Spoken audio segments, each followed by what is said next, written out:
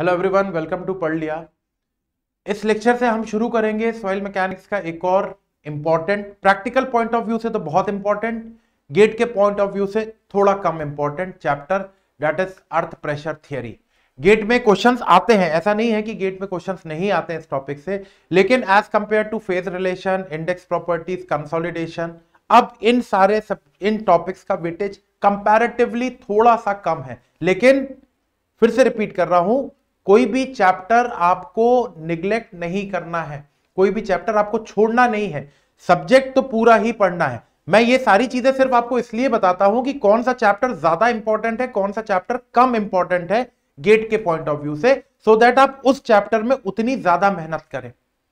अर्थ pressure theory में बहुत ज्यादा कंसेप्ट्स नहीं है, सिंपल सी कुछ चीजें हैं, कुछ बेसिक से पॉइंट्स हैं, कुछ बेसिक से इंटर रिलेशनशिप्स हैं जो आपको पता होने चाहिए, जो मैं आपके साथ डिस्कस करूंगा भी।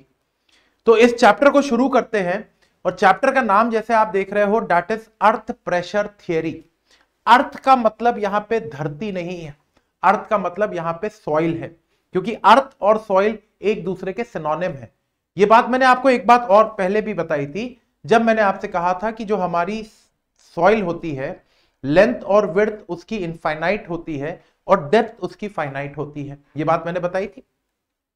तो सॉइल पूरे धरती का सरफेस जो है, जो अर्थ का पूरा सरफेस है, दैट कंसिस्ट ऑफ सॉइल, इसलिए कई बार सॉइल को अर्थ, कई बार अर्थ को सॉइल कह सकते हैं। तो सॉइल, यहां पर जो अर्थ लिखा है that is the soil. Pressure, pressure की कुछ बात करेंगे, और थियरी, थियरी तो जो थियरी है, इसी चैप्टर का एक और नाम से जाना जाता है इस चैप्टर को, lateral earth pressure theory. Lateral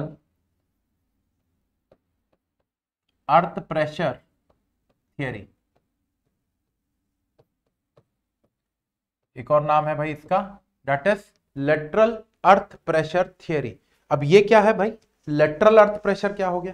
earth pressure theory तो वही है, अर्थ मतलब सॉइल, प्रेशर, सॉइल प्रेशर लगाएगी किसी के ऊपर, किसके ऊपर बताऊंगा, उस प्रेशर का डायरेक्शन है लेटरल, उस प्रेशर का डायरेक्शन है lateral. Lateral is the direction of this pressure that will be exerted by soil on the retaining wall. अभी बताऊंगा, मैं सब कुछ बताऊंगा, अभी तो सिर्फ चैप्टर का नाम बोल रहा हूं। अर्थ मतलब सॉइल, ये सॉइल किसी के ऊपर में प्रेशर लगाएगी, और उस प्रेशर का जो डायरेक्शन है वो है लेटरल डायरेक्शन, उस प्रेशर का जो डायरेक्शन है वो है लेटरल डायरेक्शन।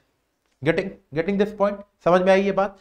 तो अब हम बात करेंगे यहां पर लेटरल अर्थ प्रेशर थियरी की, और समझने की कोशिश करेंगे कि ये है क्या, ये लेटरल अर्थ प्रेशर थियरी है क्या, क्या चीजें पढ़नी है हमको, इसमें होता क्या है, ये पढ़ना क्या है वो तो समझेंगे ही समझेंगे, लेकिन उससे पहले ये समझने की कोशिश करें कि what is the meaning of earth pressure. चलिए देखते हैं जरा अर्थ प्रेशर का मतलब क्या होता है। ध्यान से देखिएगा, एक एक चीजों को समझिएगा। पहला लेक्चर किसी भी टॉपिक का जब होता है ना, किसी भी टॉपिक का जब फर्स्ट लेक्चर होता है, तो उसको बड़े ध्यान से सुनना चाहिए, क्योंकि उस लेक्चर में कई ऐसी बातें होती हैं जो आगे के पूरे जो टॉपिक है, आगे का जो पूरा लेक्चर सीरीज होगा उस सब्जेक्ट, उस चैप्टर का, उसको अफेक्ट करती है। तो इसलिए पहला लेक्चर जो इंट्रोडक्टरी लेक्चर होता है मोर और लेस, वो आपको बहुत ध्यान से सुनना चाहिए। बहुत ज्यादा कंसेप्ट भी नहीं होते हैं पहले लेक्चर में, लेकिन कुछ बेसिक उस टॉपिक का बैकग्राउंड डिसाइड हो जाता है इस चैप्टर में, पहले लेक्चर में। तो जरा देखिएगा क्या है कहानी। सपोज करिए मेरे पास एक ये रिटेनिंग वॉल है, आप जानते हो रिटेनिंग वॉल का क्या मतलब होता है, this is a retaining wall. ये रिटेनिंग वॉल का बेस है भाई, मान लेते हैं this is the base of retaining wall, this is the base of retaining wall, ये आपकी रिटेनिंग वॉल का बेस है, ठीक है।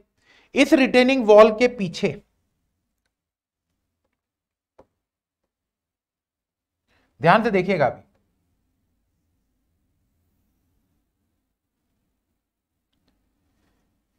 ये रिटेनिंग वॉल है, ये रिटेनिंग वॉल का बैकवर्ड है। इस रिटेनिंग वॉल के पीछे एक सॉइल फिलअप है, this is the soil which is behind this retaining wall. ये आप जो देख रहे हो this is the retaining wall.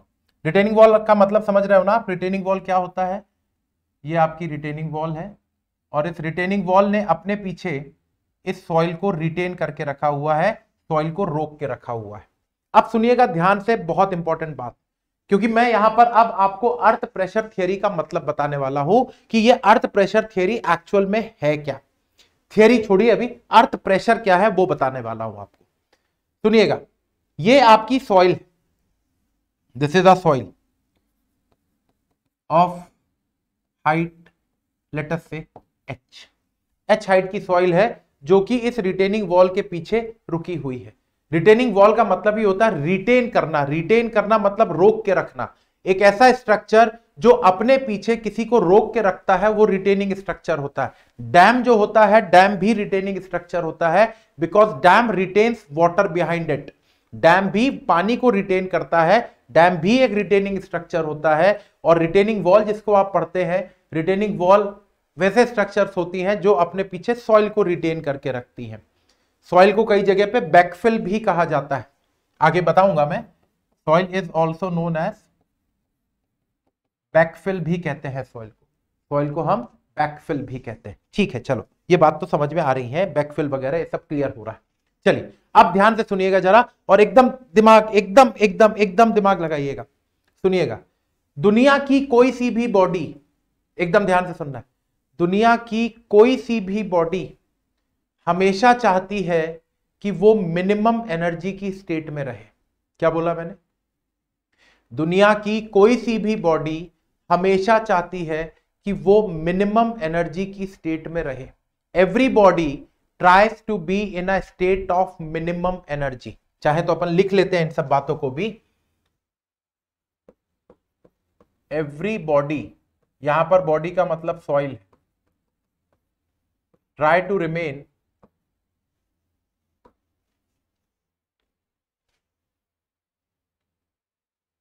everybody try to remain in position of minimum energy। हर बॉडी क्या चाहती है? मिनिमम एनर्जी की स्टेट में रहना। Each and everybody on this universe always try to remain in the position of minimum energy. चलिए अब जरा एक बात बताइए, इस सॉइल का मास सपोज करिए m है, सपोज करिए इस सॉइल का मास m है, क्या मैं बोल सकता हूं इस सॉइल के पास जो एनर्जी है अभी फिलहाल में वो है mgh के बराबर? The energy with this soil is mgh। mgh बराबर की एनर्जी होगी इस सॉइल के पास। बिल्कुल सही बोल रहा हूं, इसमें तो कोई डाउट नहीं होना चाहिए कि the energy with this soil will be equal to m into g into h। एकदम सही। चलिए अगर mgh बराबर की एनर्जी इस सॉइल के पास है, if the soil is having a energy of m into g into h, तो जरा एक बात और सुन लो अब ध्यान से। इस एनर्जी को रिड्यूस करने के लिए सॉइल क्या क्या कर सकती है? इस एनर्जी को रिड्यूस करने के लिए सॉइल के पास क्या क्या ऑप्शन है भाई? क्योंकि मुझे इस सॉइल को मिनिमम एनर्जी की स्टेट में पहुंचाना है। मैं नहीं पहुंचाऊंगा, सॉइल अपने आप पहुंचेगी। सॉइल अपने आप पहुंचेगी। सॉइल अपने आप उस मिनिमम एनर्जी की स्टेट को अटेन करने की कोशिश कर रही है। अब मिनिमम एनर्जी की स्टेट कब आएगी इस सॉइल के पास? इस एनर्जी को मिनिमम कैसे कर सकती है वो? जी तो कम कर नहीं सकती ना, जी तो कांस्टेंट होता है, एक्सेलरेशन ड्यू टू ग्रेविटी है, धरती पर हो तो 9.81 ही है वो। मास को रिड्यूस करेंगे तो भी एनर्जी रिड्यूस हो जाएगी, एच को कम करेंगे तो भी एनर्जी रिड्यूस हो जाएगी। लेकिन मास को रिड्यूस करने का मतलब समझ रहे? मुझे मास रिड्यूस करना तो कोई ऑप्शन थोड़ी है भाई। मुझे वेट कम करना है अपना, मान लो मुझे अपना, मैं एग्जांपल ले रहा हूं, मुझे अपना वेट कम करना है, कल को एक हाथ काट के आ जाओ, हो गया वेट कम। अरे this is not the option ना, ये कोई ऑप्शन थोड़ी है वेट रिड्यूस करने का। एग्जांपल दे रहा हूं मैं। तो अगर mgh है आपका, इसमें से एनर्जी रिड्यूस करने के दो तरीके मुझे दिख रहे हैं, या तो m को रिड्यूस कर दूं या h को रिड्यूस कर दूं। m को रिड्यूस करना इज नॉट एन ऑप्शन भाई। जितनी सॉइल इस दीवार के पीछे है, वो सॉइल का मास तो उतना ही रहेगा। सॉइल भाई, ये तो बहुत ही सिंपल सी बात हो गई। एनर्जी रिड्यूस करना है, यहां जेसीबी लाके 2 टन मिट्टी हटवा दी यहां से, बोल दिया हो गई एनर्जी रिड्यूस साहब। अरे ऐसा थोड़ी, इस गिवन सॉइल मास की एनर्जी रिड्यूस करनी है आपको, तो मास रिड्यूस नहीं कर सकते। सॉइल की क्वांटिटी फिक्स है, उतने ही सॉइल को अपनी एनर्जी रिड्यूस करनी है। तो एक ही ऑप्शन है इसके पास, एच को रिड्यूस करना। एच रिड्यूस करेगी, ये अपनी हाइट रिड्यूस करेगी, क्वांटिटी उतनी रखनी है, मास उतना ही रहेगा सॉइल का, the mass of the soil will still be m। तो अगर इस सॉइल को अपना मास सेम रखते हुए हाइट रिड्यूस करना होगा तो सोचिए क्या करेगी ये।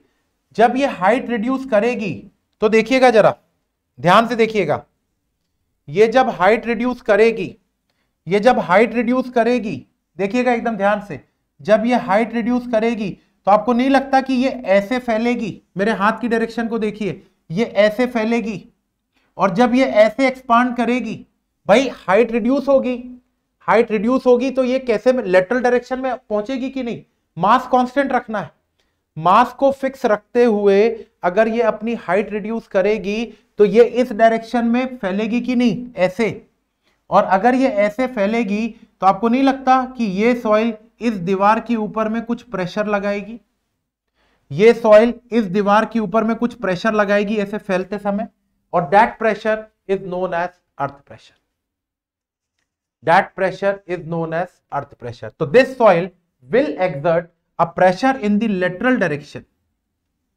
this soil will exert a pressure in the lateral direction on the retaining wall। क्यों लगा रही है ये बात समझ में आ गई अब कि ये सॉइल इस दीवार पर प्रेशर क्यों लगा रही है, ये बात क्लियर हुई, क्योंकि ये सॉइल अपनी एनर्जी रिड्यूस करना चाह रही है और एनर्जी रिड्यूस करने का एक ही ऑप्शन इसके पास अवेलेबल है, that is to reduce its height.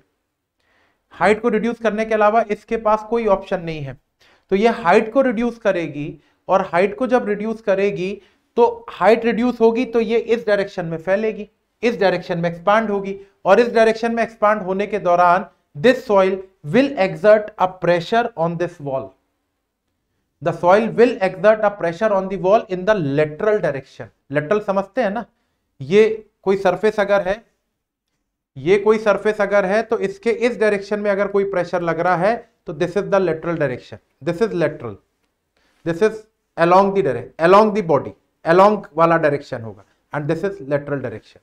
तो the pressure exerted by the soil on the wall in the lateral direction is called lateral earth pressure या simply earth pressure.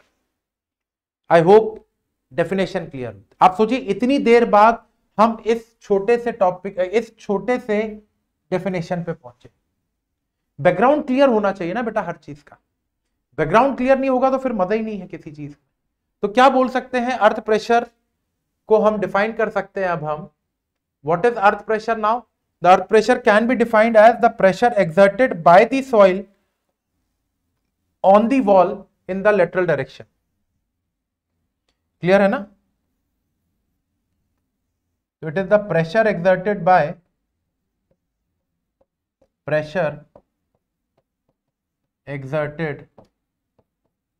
by the soil on the wall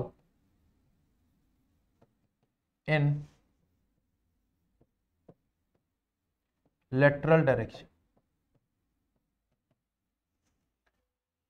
The pressure exerted by the soil on the wall in the lateral direction is called earth pressure.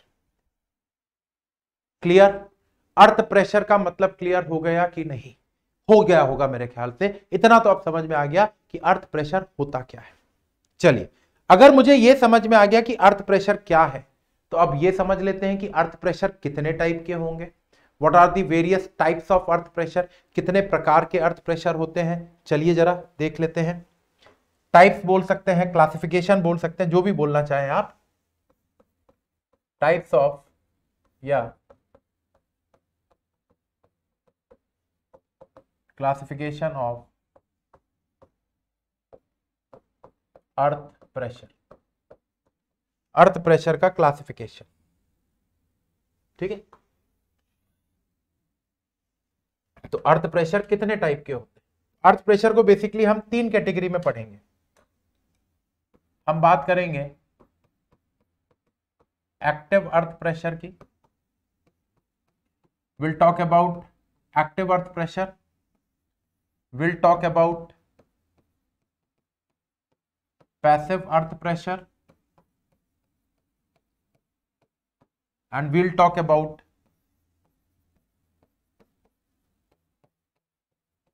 Earth pressure at rest. 3 तरीके के अर्थ pressure की बात हम लोग यहां पर करेंगे, active earth pressure, passive earth pressure and earth pressure at rest. Active, passive और अर्थ प्रेशर एट रेस्ट। अब यह समझना जरूरी है, एक एक करके हम इन तीनों को समझेंगे कि एक्टिव अर्थ प्रेशर क्या होता है, पैसिव अर्थ प्रेशर क्या होता है और अर्थ प्रेशर एट रेस्ट क्या होता है। अभी फिलहाल में तीनों को एक एक करके मैं आपको डिटेल में अभी बता रहा हूं। पहले इनका डेफिनेशन समझ लेते हैं कि एक्टिव अर्थ प्रेशर क्या है, पैसिव अर्थ प्रेशर क्या है और अर्थ प्रेशर एट रेस्ट क्या है।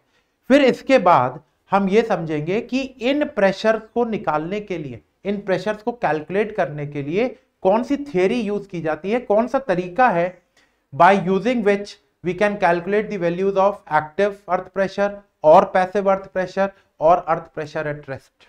ये समझेंगे। अब तो पहले इनको कैलकुलेट कैसे किया जाता है वो तो समझेंगे ही समझेंगे, इनका एनालिसिस कैसे किया जाता है वो भी समझेंगे हम। लेकिन उससे पहले हम एक बात कर लेते हैं, पहले तो ये समझने की कोशिश करते हैं कि इनका बेसिक मतलब क्या है।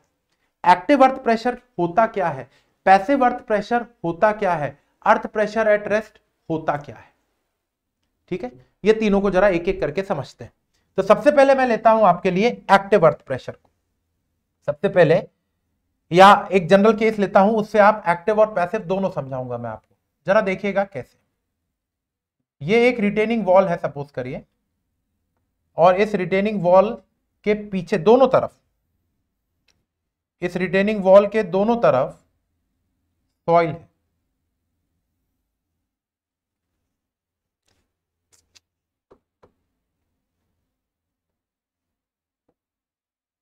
एकदम ध्यान से देखिएगा।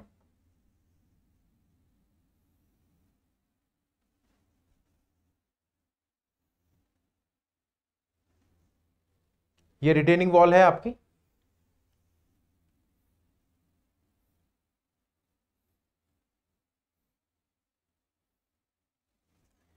इस रिटेनिंग वॉल के पीछे एक तरफ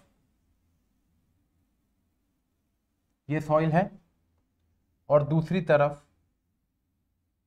ये सॉइल। दोनों तरफ मान ली अभी मैंने, क्योंकि कुछ मुझे आपको बहुत अच्छे से समझाना है, तो एकदम ध्यान से सुनिएगा। इस रिटेनिंग वॉल के इस तरफ है आपकी भाई सॉइल 1, सपोज करिए this is soil 1 and this is soil 2। Soil 1 suppose करिए, सॉइल 1 की हाइट सपोज करिए मैं मान रहा हूं, अरे यार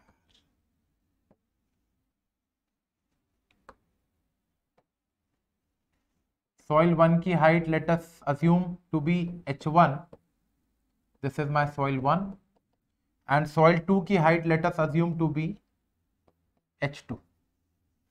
ठीक है, एकदम ध्यान से सुनिएगा, एकदम प्यार से सुनिएगा। एक्टिव और पैसिव अर्थ प्रेशर अगर यहां पर समझ में आ गया तो फिर इसके बाद तो बहुत आसान सी बातें हैं, बहुत आराम से समझिएगा। मैंने आपको पहले भी बोला था कि अर्थ प्रेशर थियरी में सिर्फ एक ही चीज आपको रिक्वायरमेंट है, इफेक्टिव स्ट्रेस कैलकुलेट करना।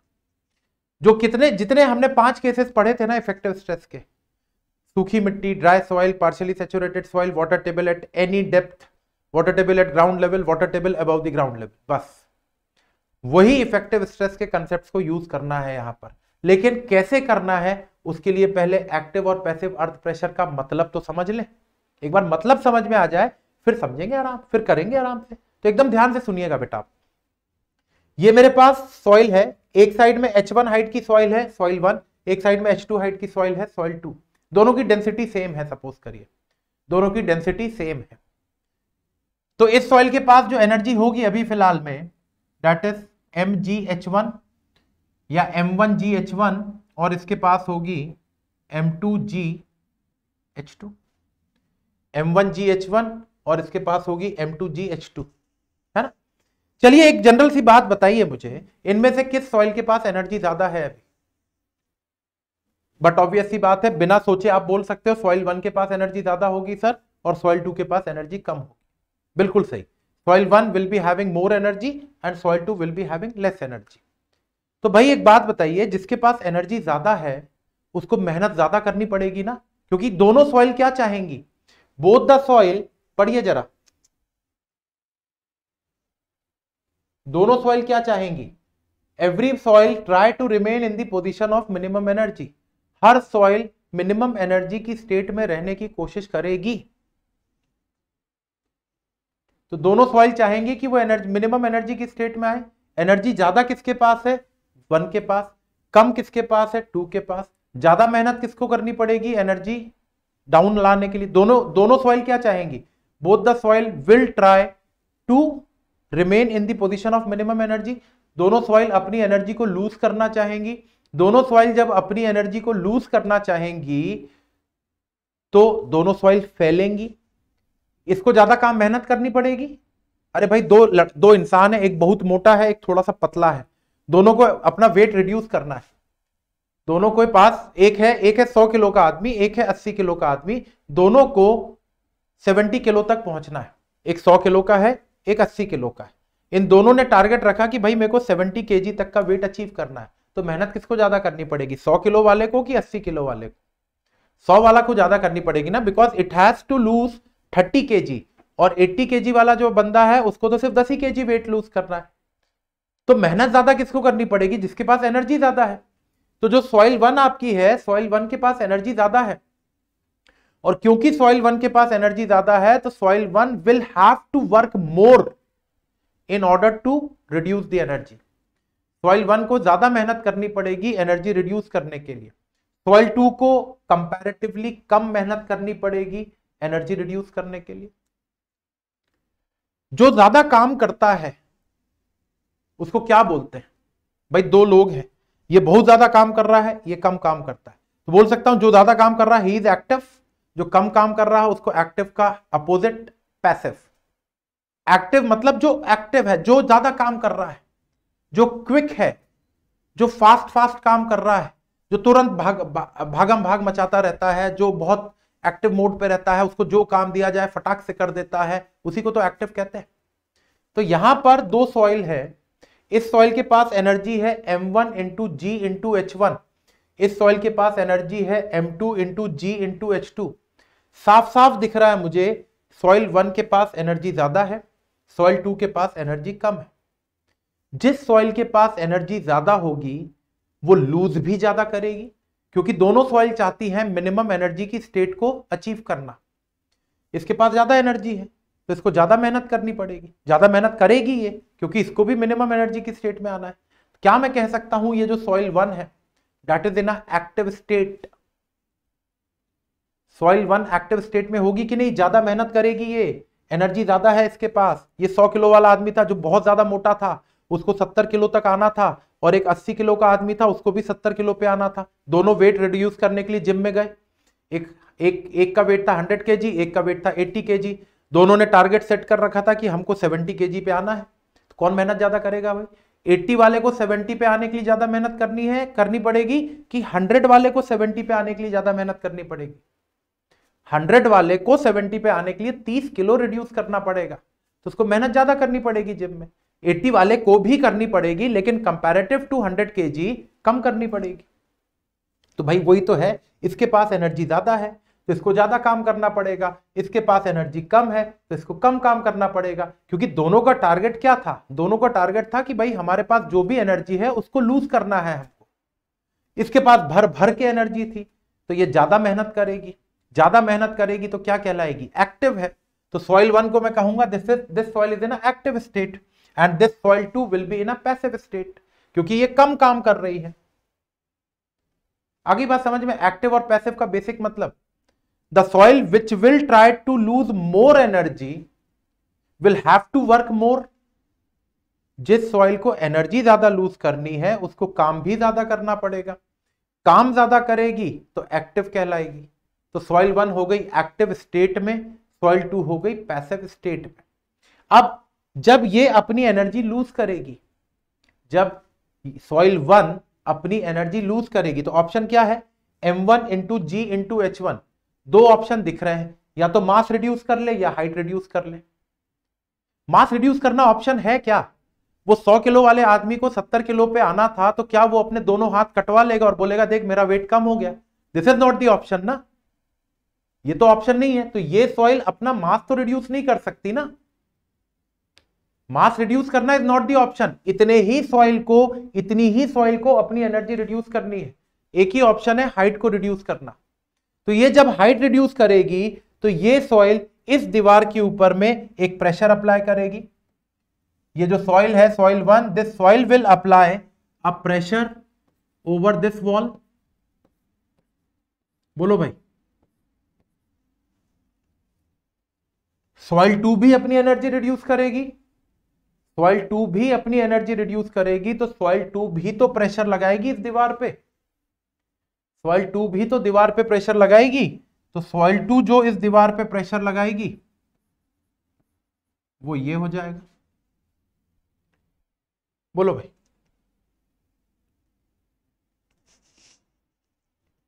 आई बात समझ में? क्योंकि soil 1 was in active state, क्योंकि soil 1 is in a active state and soil 2 is in a passive state and soil 2 is in a passive state, तो भाई सीधी बात हुई, एक्टिव स्टेट वाली सॉइल दीवार पर जो प्रेशर लगाएगी, चलो इसको भी छोड़, एक्टिव और पैसिव दिमाग से मिटा दो। ये सॉइल दीवार पे जो प्रेशर लगाती है वो क्या है? अर्थ प्रेशर है। कोई सी भी सॉइल दीवार के ऊपर में जो प्रेशर लगाती है वो अर्थ प्रेशर है। तो अगर एक्टिव स्टेट की सॉइल दीवार पर प्रेशर लगाएगी तो वो एक्टिव अर्थ प्रेशर कहला जाएगा। पैसिव स्टेट की सॉइल दीवार पर जो प्रेशर लगा रही है वो पैसिव अर्थ प्रेशर हो जाएगा। तो ये जो ऑरेंज कलर के एरोज बने हुए हैं, I can say that this is your active earth pressure. AEP लिख दिया मैंने, एक्टिव अर्थ प्रेशर। और ये जो है, क्या मैं बोल सकता हूं this is my passive earth pressure, ये हो जाएगा मेरा passive earth pressure. The pressure अभी ये डेफिनेशन नहीं हुई है, डेफिनेशन कुछ और होगी, लेकिन बेसिक्स तो यहीं से बनेंगे। यही बेसिक है, यही होता है असली मतलब एक्टिव अर्थ प्रेशर का और पैसिव अर्थ प्रेशर का। तो जो सॉइल एक्टिव स्टेट में है वो सॉइल दीवार के ऊपर में जो प्रेशर लगाएगी वो एक्टिव अर्थ प्रेशर। जो सॉइल पैसिव स्टेट में है वो सॉइल दीवार पर जो प्रेशर लगाएगी वो पैसिव अर्थ प्रेशर। अब कौन सी सॉइल एक्टिव स्टेट में है, कौन सी सॉइल पैसिव स्टेट में है, उम्मीद करता हूं ये आपको क्लियर हो गया होगा।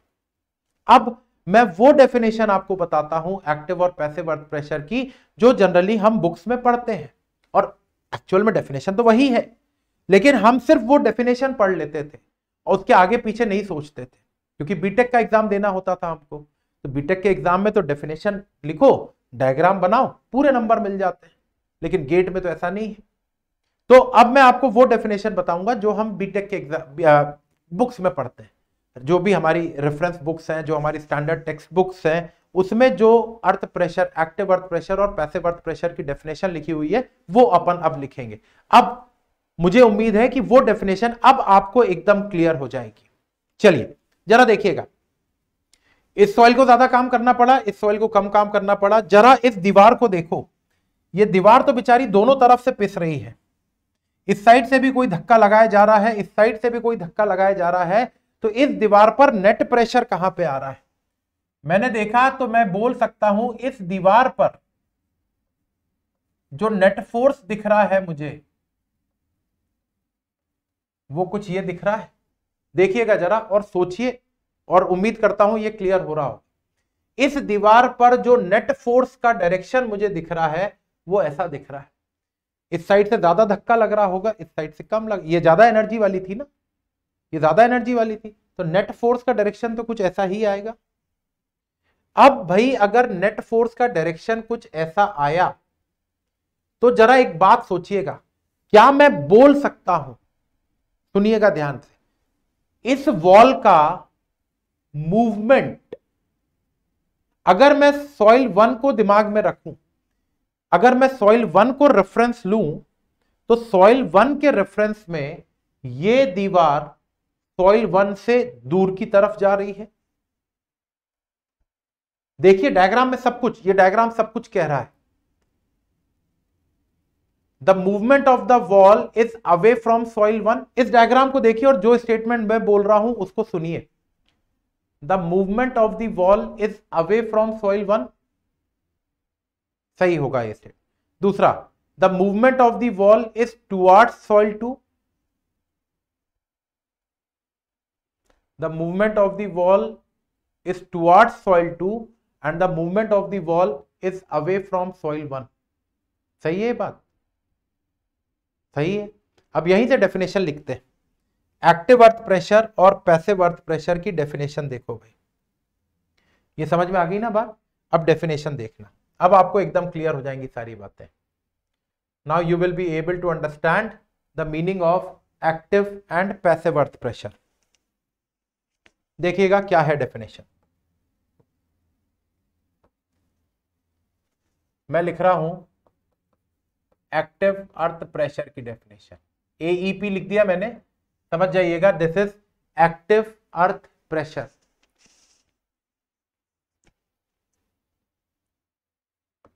When wall tends to move away from the soil, when the wall tends to move away from the soil, then pressure exerted by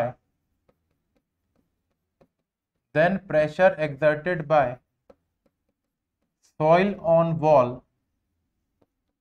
is active earth pressure, then that pressure is active earth pressure। देखिए और समझिए, soil 1 को reference लो, soil 1 active state में थी ना, soil 1 active state में थी ना, तो एक्टिव स्टेट वाली सॉइल दीवार पर जो प्रेशर लगाएगी वो एक्टिव अर्थ प्रेशर होगा, ये मैंने बताया था। एक्टिव स्टेट वाली सॉइल दीवार पर जो प्रेशर लगाएगी वो एक्टिव अर्थ प्रेशर होगा, इसमें तो कोई दो राय नहीं है, ये तो एकदम क्लियर है आपको। तो अब जो मैंने आपसे बोला कि एक्टिव स्टेट वाली सॉइल दीवार पर जो प्रेशर लगाती है वो एक्टिव अर्थ प्रेशर है, इसको दिमाग में रखिए। और ये जो डेफिनेशन मैंने लिखी है सॉइल 1 के रेफरेंस में, जरा इस डेफिनेशन को देखिए। When the wall tends to move away from the soil, जब आपकी दीवार सॉइल से दूर की तरफ जा रही है उस समय पर इस सॉइल द्वारा दीवार पर लगाया गया प्रेशर एक्टिव अर्थ प्रेशर कहलाएगा। पैसिव अर्थ प्रेशर की डेफिनेशन देखिए। Now we will define passive earth pressure. उम्मीद है अब क्लियर हो गई होगी आपको बात। पैसिव अर्थ प्रेशर की डेफिनेशन देखिए, पैसिव अर्थ प्रेशर की डेफिनेशन यहां पे लिख रहा हूं मैं, पीईपी लिख रहा हूं। पैसिव अर्थ प्रेशर को क्या लिखेंगे? When the wall tends to move towards the soil, soil 2 को रेफरेंस लीजिए, सॉइल 2 के हिसाब से दीवार तो सॉइल 2 की तरफ आ रही है ना, ये जो दीवार है ये सॉइल 2 की तरफ आ रही है, तो जब ये दीवार सॉइल 2 की तरफ आ रही है तो सॉइल 2 द्वारा दीवार पर लगाया गया प्रेशर पैसिव अर्थ प्रेशर हो जाएगा। When wall tends to move towards the soil, then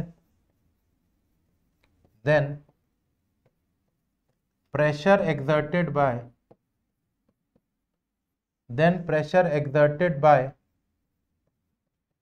soil on wall is passive earth pressure. Then the pressure exerted by soil on the wall will be passive earth pressure. Clear? The meaning of passive earth pressure clear to everyone? Passive earth pressure का मतलब clear हो गया कि passive earth pressure होता क्या है। ठीक है, उम्मीद कर रहा हूं एकदम क्लियर हो गई होगी ये बात। Active earth pressure, passive earth pressure, अब कुछ समझ में आया? अगर पहले से आता था तो बहुत ही अच्छी बात है, लेकिन जिनको नहीं पता था उनको समझ में आया कि एक्टिव अर्थ प्रेशर और पैसिव अर्थ प्रेशर होता क्या है। कैसे कैलकुलेट करेंगे वो मेरे ऊपर छोड़िए, वो तो मैं बताऊंगा आपको, अभी सिर्फ बेसिक समझिए। This is the introductory lecture. पहला लेक्चर हमेशा इंट्रोडक्शन से रिलेटेड होता है, चीजें समझनी है, उसके बाद कैलकुलेशन तो होते रहेंगे आगे के लेक्चर्स में, और कैलकुलेशन तो बहुत आसान है इस चैप्टर में। The main thing is we have to understand the concept behind this chapter, कि concept क्या था, क्या हो रहा है, ये उम्मीद कर रहा हूं समझ में आ रही है बात आपको। एक्टिव और पैसिव अर्थ प्रेशर क्या है। एक और अर्थ प्रेशर था मेरे पास, अर्थ प्रेशर एट रेस्ट। तो देखिए इन दोनों को अब मैं इन दोनों सॉइल के लिए एक्टिव और पैसिव अर्थ प्रेशर के अलग से डायग्राम बना देता हूं आपको। ताकि आपको ये दोनों, ये तो मैंने एक साथ बनाए हैं दो सॉइल। अब जरा एक अलग अलग डायग्राम में देखिए इसको, और अलग अलग डायग्राम में मैं फिर से आपके लिए वो डेफिनेशंस लिख दूंगा, जरा देखिएगा।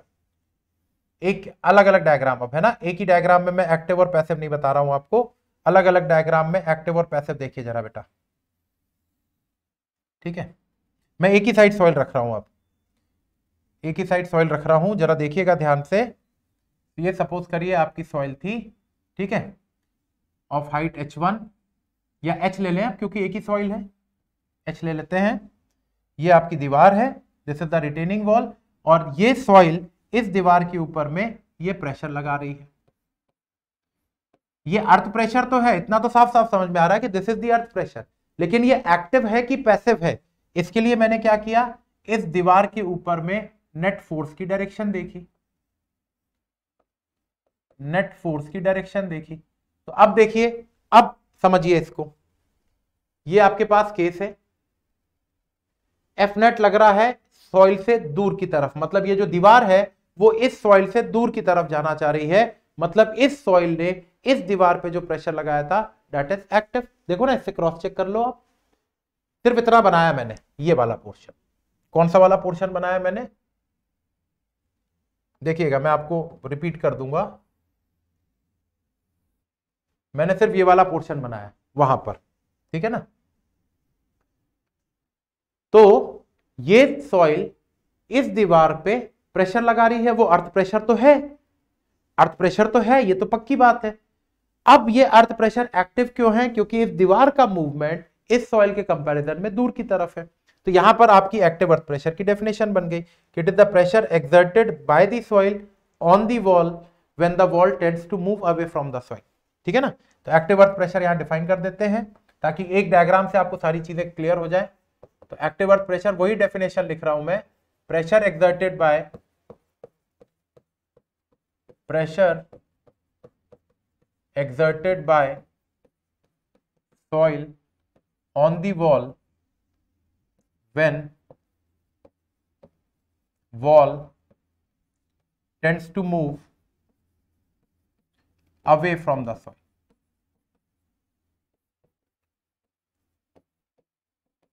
This is my active earth pressure. ये हो जाएगा मेरा एक्टिव अर्थ प्रेशर, ठीक है ना। अब याद करने का तरीका बताऊं, मतलब कुछ होते हैं ना, कुछ ऐसे अपन कोई तरीके ढूंढ लेते हैं कि कैसे याद रखें, बार थोड़ी दिनों बाद कंफ्यूज हो जाएंगे कि एक्टिव में दीवार दूर जा रही थी कि पैसिव में दीवार सॉइल से दूर जा रही थी। तो मैं आपको बताता हूं कैसे याद रखो। एक्टिव किससे चालू हो रहा है, ए से, एक्टिव ए मतलब अवे, याद रखें, सॉइल से अवे, सॉइल से दूर, ऐसे याद रख सकते। ये कुछ देसी तरीके होते हैं ना कि अपन खुद से ही बना लेते हैं कुछ चीजों को याद रखने का तरीका।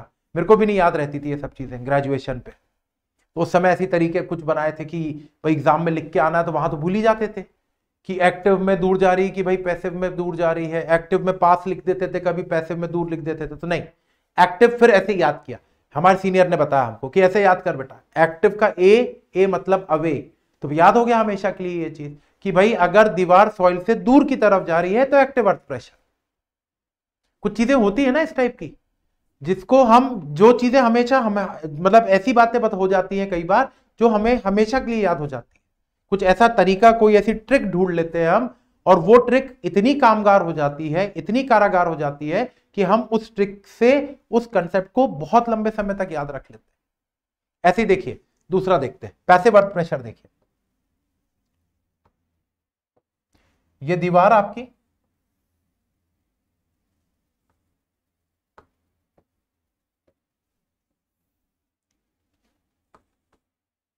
ये सॉइल है, ये सॉइल ने इस दीवार पर जो प्रेशर लगाया वो अर्थ प्रेशर तो है ही। अब ये अर्थ प्रेशर एक्टिव है कि पैसिव है, उसके लिए मैंने क्या देखा, इस दीवार का नेट फोर्स देखा। तो मैंने देखा कि भाई ये दीवार तो सॉइल की तरफ जा रही है। देखो ना आप, ये वाले डायग्राम में अगर मैं सिर्फ ये वाली सॉइल दिखाऊं आपको, तो देखिए अब भले मैंने अगले वाले में सॉइल को इस साइड बना दिया, लेकिन है तो यही ना, दीवार का मूवमेंट सॉइल की तरफ हो रहा है।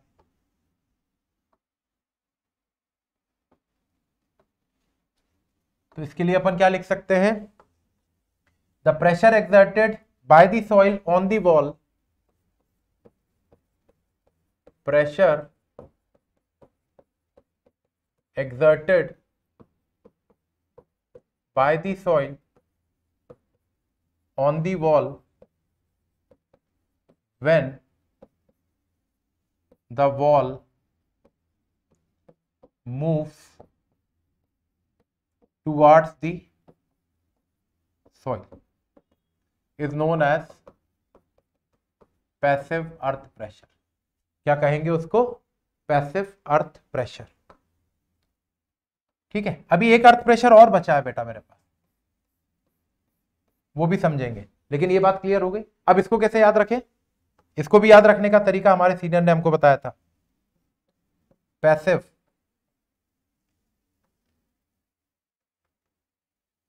इंजीनियर लोग जुगाड़ तो ढूंढ ही लेते हैं चीजों को याद करने का। उनने ऐसा लिखा, बोले पढ़, अब क्या लिखा है, पास, इस पास को हिंदी वाला पास मत समझ लो, तो याद हो गया। ये याद करने के कुछ देसी नुस्खे होते हैं ना, दादी मां के नुस्खे, वैसे कि अगर दीवार का मूवमेंट सॉइल की तरफ है, अगर दीवार सॉइल के पास जा रही है तो पैसिव, दीवार सॉइल से दूर जा रही है अवे तो एक्टिव। ऐसे याद करने का तरीका है, ये कोई कंसेप्ट नहीं है, ये तो बस मेरे को दिमाग में आया था कि मुझे ये चीज मेरे सीनियर ने बताई थी आज से बहुत सालों पहले, आज भी याद है ये उन्होंने कैसे बताया था। उन्होंने ऐसे ही बताया था, पैसिव को उन्होंने PASSIVE में पैसिव में पास अलग कर दिया, IVE अलग कर दिया। बोले ये 4 शब्द पर क्या लिखा है, पास, पास तो मतलब दीवार जब सॉइल के पास जा रही है तो पैसिव, अवे का, एक्टिव का ए मतलब अवे, सॉइल जब दीवार से दूर जा रही है तो एक्टिव अर्थ प्रेशर। क्लियर, ये हुई एक्टिव और पैसिव अर्थ प्रेशर की बात। अभी एक अर्थ प्रेशर और है मेरे पास, देखते हैं वो क्या है। अब मेरे ख्याल से आपने उसके बारे में कुछ ना कुछ तो सोच लिया होगा अब तक। एक्टिव में, एक्टिव अर्थ प्रेशर में दीवार सॉइल से दूर की तरफ जा रही थी, पैसिव अर्थ प्रेशर में दीवार सॉइल की तरफ आ रही थी। तो अर्थ प्रेशर एट रेस्ट में दीवार कहां जाएगी, देखिएगा जरा, देखिएगा जरा। ये मेरे पास एक दीवार है और ये मेरे पास दोनों तरफ एक सॉइल है, दोनों तरफ कुछ सॉइल है और दोनों तरफ सॉइल की हाइट h है।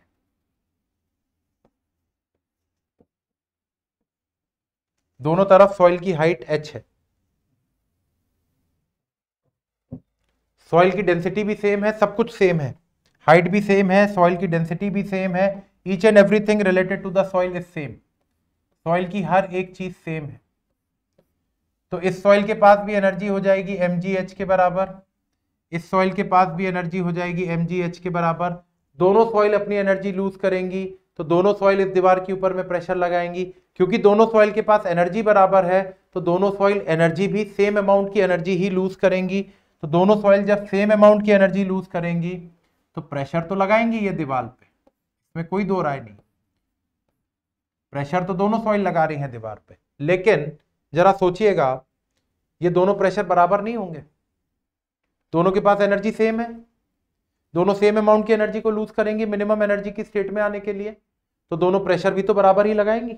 और अगर ये दोनों प्रेशर बराबर लगा रही हैं तो इस दीवार के ऊपर में आने वाला नेट फोर्स 0 हो जाएगा कि नहीं, मतलब there will be no movement in the wall, wall के अंदर में किसी भी प्रकार का कोई भी मूवमेंट देखने को नहीं मिलेगा आपको यहां पर, because the wall, the net force on the wall will be 0 because this wall will experience equal pressure from both the sides. The wall will experience equal pressure from both the sides, है ना। तो this is the condition for earth pressure at rest. इस दौरान अगर soil के ऊपर में आने वाला नेट फोर्स 0 है, that means if there is no movement of the wall, अगर वॉल का कोई भी मूवमेंट नहीं है, उस समय पर अर्थ सॉइल द्वारा दीवार पर लगाया गया pressure earth pressure at rest कहलाएगा। तो अर्थ प्रेशर एट रेस्ट को डिफाइन कर लेते हैं यहां पर हम। Earth pressure at rest, earth pressure at rest के लिए मैंने आपसे बोला it is the pressure exerted by the soil on the wall when there is no movement of the wall. भाई देखिए एफ नेट 0 है, एफ नेट 0 है, इसका मतलब दीवार का कोई भी मूवमेंट नहीं हो रहा है। दीवार का कोई भी मूवमेंट अगर नहीं हो रहा है तो सॉइल ने दीवार के ऊपर में जो प्रेशर लगाया है उसी प्रेशर को बोला जाता है earth pressure at rest. It is the pressure exerted by the soil on the wall when there is no movement of the wall. तो अब इसको जरा डिफाइन करते। अब यहां तो मैंने आपको दो सॉइल के कंपैरिजन में ये बात बताई, लेकिन अगर एक ही सॉइल होती तो कैसा दिखता ये जरा देखिएगा। अगर एक ही सॉइल होती यहां पर तो ये मेरी रिटेनिंग वॉल थी और इस रिटेनिंग वॉल के पीछे ये मेरा बेस था रिटेनिंग वॉल का और इसके पीछे ये सॉइल थी मेरी, दिस वाज द सॉइल। इस सॉइल ने इस दीवार के ऊपर में प्रेशर लगाया because the soil was trying to lose its energy. Soil अपनी एनर्जी को लूज करना चाह रही थी और यहां पर एफ नेट की वैल्यू कितनी है, 0 है। तो अब देखिए डेफिनेशन क्या बनी, ये सॉइल दीवार पर प्रेशर लगा तो रही है, इसमें थोड़ी कोई दो राय है, सॉइल तो प्रेशर लगा रही है। The pressure exerted by the soil on the wall when there is no movement. तो यहां पर हम बोल सकते हैं अर्थ प्रेशर एट रेस्ट को, अर्थ प्रेशर एट रेस्ट को हम डिफाइन करेंगे कैसे भाई। Earth pressure at rest will be defined as the pressure exerted by the soil, pressure exerted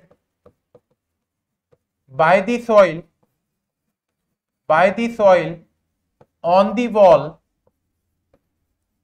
when there is no movement on the wall, when there is no movement of the wall, when there is no movement of wall, उस समय पर आने वाला pressure earth pressure at rest कहला जाएगा। तो हमने active earth pressure देख लिया, पैसिव अर्थ प्रेशर देख लिया, अर्थ प्रेशर एट रेस्ट समझ लिया, बेसिक तो ले लिया हमने इसका। अब इनका एनालिसिस करेंगे हम लोग अगले लेक्चर में। Thank you.